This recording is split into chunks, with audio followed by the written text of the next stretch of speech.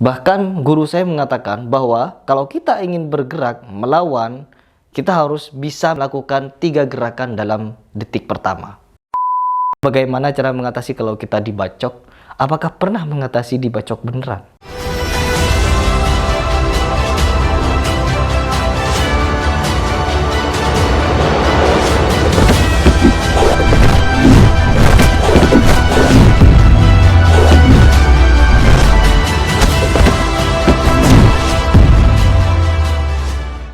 Salam pencaksilat. Teman-teman, di video ini saya ingin bercerita kepada kalian atau ingin membagikan sesuatu di mana kemarin saya di-tag oleh banyak orang atau banyak follower saya mengenai salah satu video yang lucu di mana ada 2 orang yang memperagakan self defense menghadapi todongan pisau dengan gaya-gaya yang loyo. Videonya seperti ini.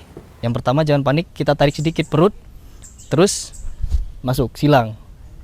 Kita harus cepat, kalau tidak cepat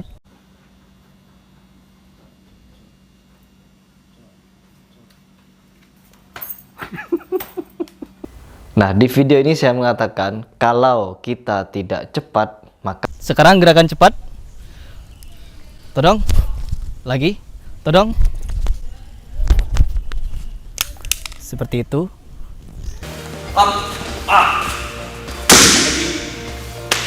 Nah, di dalam konteks ini kita berbicara masalah pencaksilat. Karena apa? Apa yang saya bagikan kepada teman-teman sekalian itu adalah ilmu yang dulu saya pelajari dari guru-guru saya. Terus apa yang saya dapat saya tularkan kepada kalian. Karena yang sekarang saya sering membagikan ilmu-ilmu yang saya dapat. Saya membagikan ilmu cara memutar toya. Saya membagikan ilmu bagaimana untuk bisa melakukan pukulan dengan cepat, kuda-kuda agar bagus. Terus gerakan agar indah, kembangan, jurus, seni tunggal, dan lain sebagainya.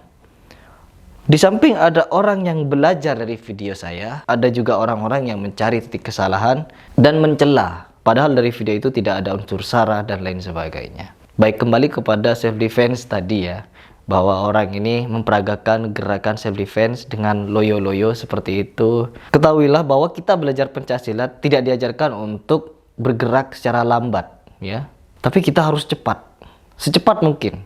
Jangan sampai kalau kita sudah merasakan hal aneh, apalagi sudah melihat, nah seperti itu, kita harus sigap menangkap dan mematahkan lawan. Bahkan guru saya mengatakan bahwa kalau kita ingin bergerak melawan, kita harus bisa melakukan 3 gerakan dalam detik pertama. Ini yang saya dapat dulu ketika berlatih di pencaksilat tradisional. Bahkan di perguruan lain juga mengajarkan hal demikian. Bagaimana agar kita bisa mendapatkan gerakan ini? Yaitu dengan berlatih. Dengan berlatih. Berlatih apa? Berlatih simulasi. Simulasi dengan siapa? Dengan partner. Bagaimana caranya? Latihan bagaimana kalau ditodong? Latihan bagaimana kalau diancam? Terus dan berlatih. Karena apa? Dengan berlatih akan membuat kita sempurna. Practice make perfect. Seperti itu.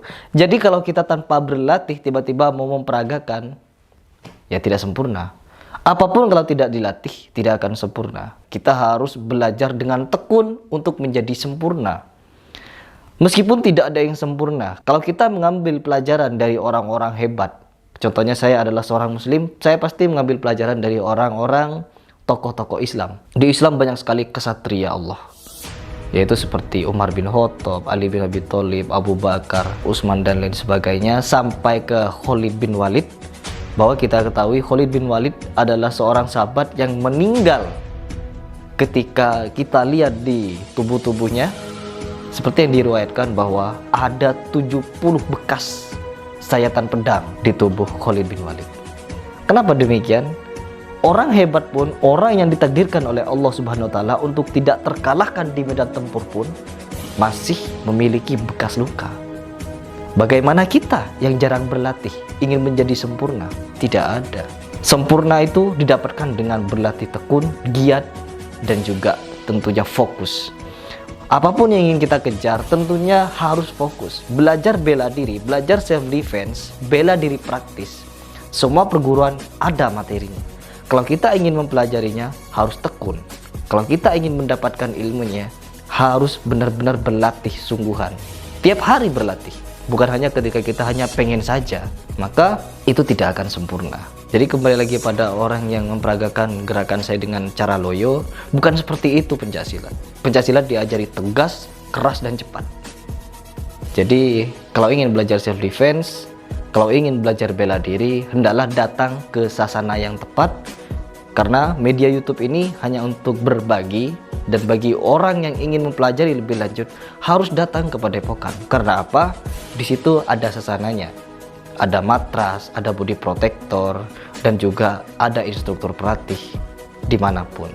Di Indonesia sangat banyak, terkhusus kepada Panglipur, di mana di situ ada Kang Cecep Arif Rahman. Beliau adalah seorang yang mempelajari dan juga mengajarkan fighting system pencaksilat, yaitu self defense pencaksilat kemana-mana. Bahkan beliau juga mengajari bagaimana mengatasi bacokan, golok, tusukan pisau yang membabi buta dan lain sebagainya. Itu adalah warisan ilmu yang dikembangkan oleh para pendekar. Dan terkhusus juga banyak sekali perguruan lain mengajarkan hal demikian, hal yang sama. Tinggal kita mau pilih, mau bergabung ke yang mana. Ya. Dan juga yang menjadi pertanyaan penting, dan ini terkadang sering kita dapatkan, apakah pernah kita menghadapi situasi demikian? Ya. Misalkan Kang Cecep Arif Rahman atau siapa saja yang mengajari bagaimana cara mengatasi kalau kita dibacok, apakah pernah mengatasi dibacok beneran? Ya. Kenapa ada teknik mengatasi bacokan? Karena para pendekar ini diajari oleh orang-orang terdahulu untuk mengatasi bacokan tersebut. Jadi ilmu ini sudah diturun-temurunkan dari orang-orang sepuh kepada orang-orang sekarang. Ya, saya pernah belajar teknik bela diri praktis, tentunya self defense kepada tapak suci. Saya juga diajarkan oleh paman saya dan juga beberapa guru-guru saya mengenai bagaimana cara agar kita bisa mengatasi ancaman orang jahat. Seperti itu. Dari mana orang-orang terdahulu atau guru-guru saya ini mendapatkan ilmunya? Tentunya dari orang-orang terdahulu juga, yang diwariskan turun-temurun. Proses orang bisa tahu adalah dari belajar dan diajari oleh orang-orang tertentu. Saya akan kasih contoh kepada kalian semua. Namun ini berbeda dengan video TikTok tadi ya. Video orang tadi ini. Saya akan memberikan satu contoh dari video seperti ini.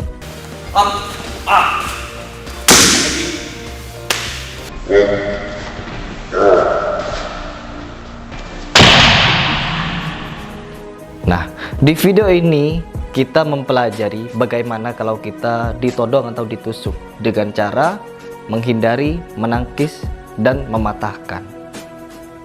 Kalau kita ingin memparodikannya, mudah ya. Misalkan yang mau nangkis mau kita tipu, karena sudah tahu yang mau nusuk tahu, terus yang mau nangkis juga tahu mau gini. Bisa kita lakukan untuk diparodikan.